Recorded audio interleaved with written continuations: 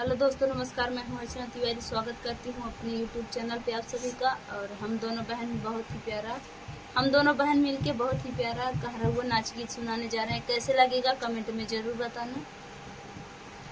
अरे के लइके जाई परदेसवा में पतिया, के लइके जाई परदेसवा में पतिया, के लइके जाई ससुरु के भेजब त सासुरी सियई हई, ससुरु के भेजब त सासुरी सियई हई। अरे पियवा के बिना पहाड़ भइल रतिया, के लइके जाई परदेसवा में पतिया, के लइके जाई परदेसवा में पतिया, के लइके जाई परदेसवा में पतिया, के लइके जाई। जेठवा के भेजब जेठान ऋषियई हई, जेठवा के भेजब जेठान ऋषियई हई। के पिया के बिना पहाड़ भइल रतिया, के लइके जाई परदेसवा में पतिया, के लइके जाई परदेसवा में पतिया, के लइके जाई।